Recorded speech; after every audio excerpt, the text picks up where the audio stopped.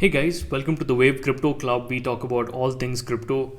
In the last episode, we spoke about this particular judgment in the Singapore High Court that granted a temporary moratorium to Vault for 3 months against any claims by their creditors. We spoke about that in detail, what it means for you.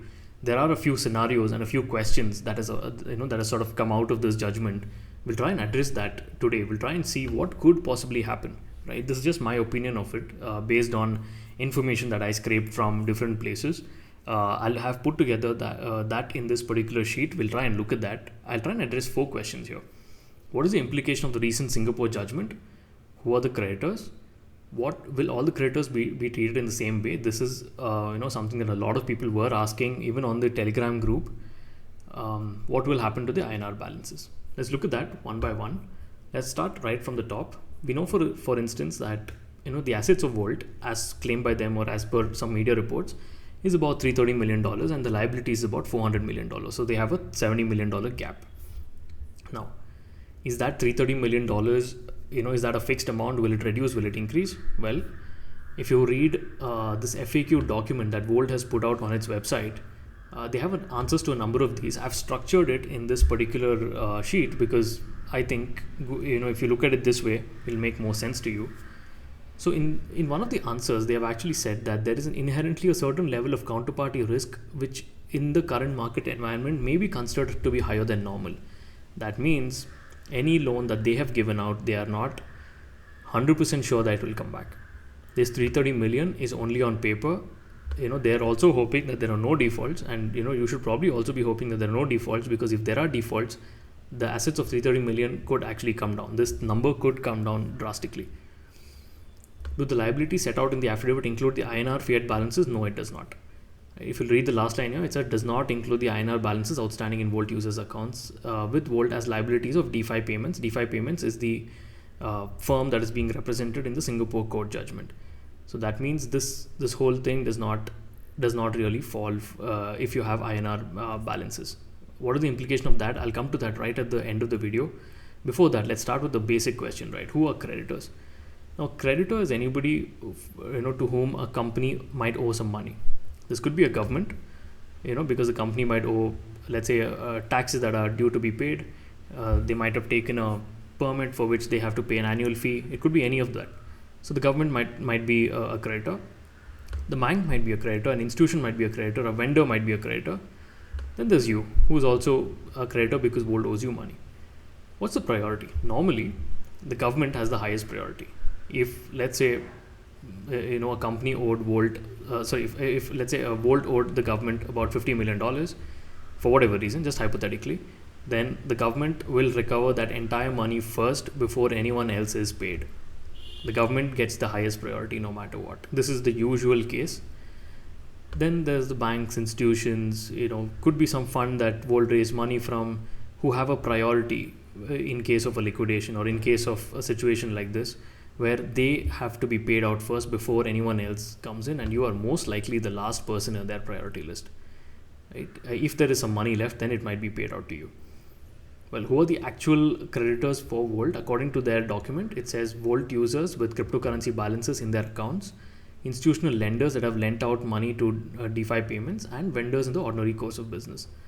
The third one could be anybody. Somebody even supplying water bottle to their office could be a vendor. So any of these people who Vault is yet to pay are the creditors. Now, these are the three broad categories that they have put into, and this 330 million in assets need to get distributed to all of these people, who collectively have to probably get about $400 million. At least that's my understanding from what I read online. Let's look at a hypothetical scenario. Let's say the institutional lenders, right? Number 2 in the list here. Let's say they're supposed to get back $100 million, right? Let's say they have a priority. If they have a priority, then they will get their entire 100 million back. That means they'll get 100%.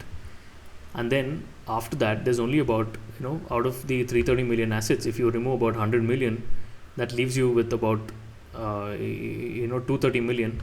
And that means, this is actually 190 million. That means you as Vault user and the vendors collectively have to distribute the 200 million, right? Which means that you're only going to get about 77% of your money back.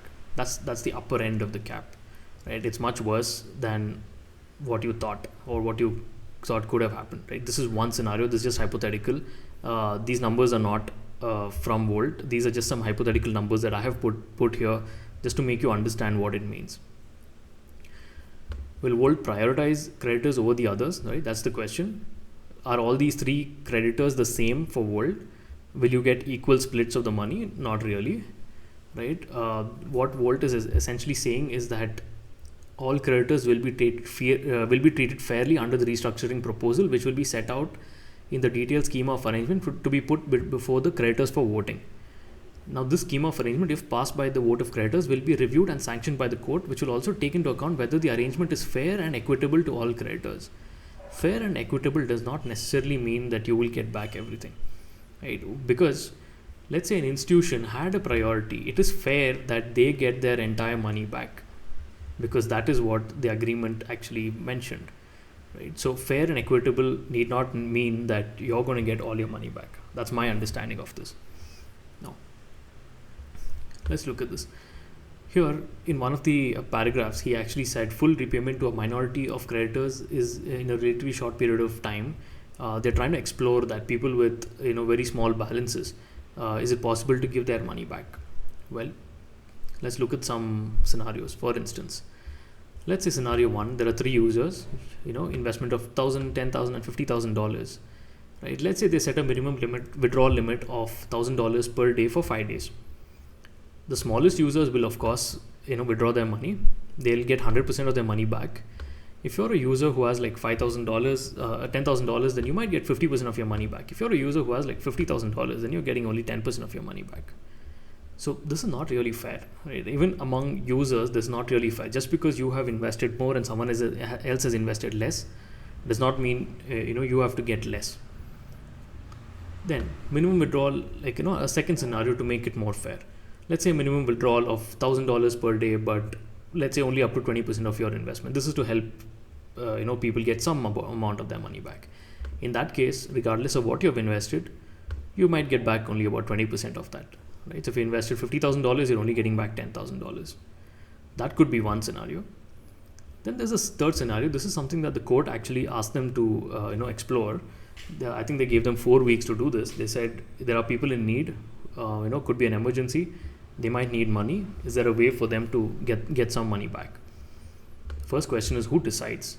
Right? Who decides what an emergency is? What is the definition of this emergency?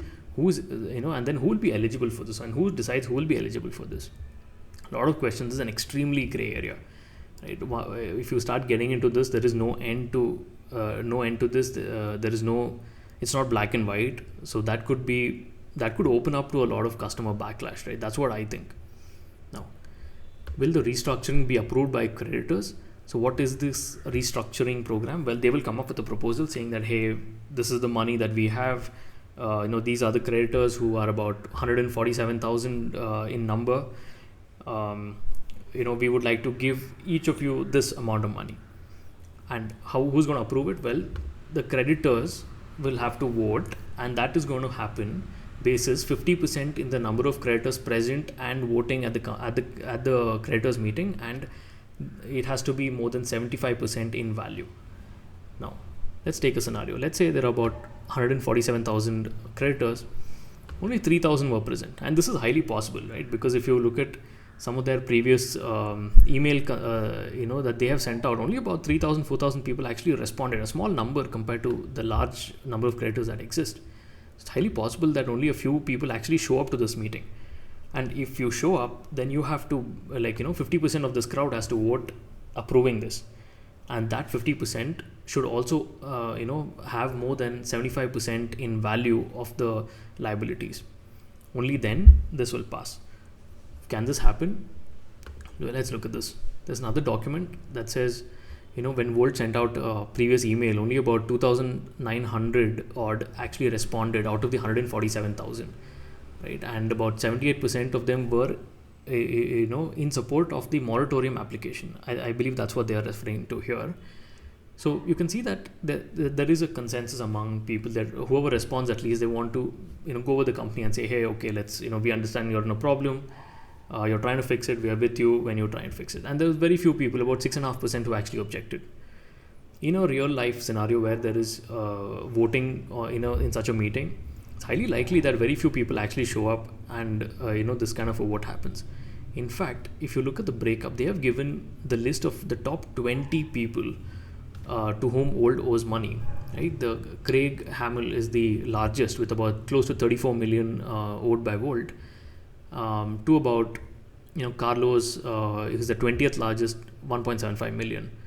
And if you look at the top 20, and if you count who are in support of this questionnaire that was given here, about 12 out of the 20 for this questionnaire, I've linked this document, you can go through it in detail.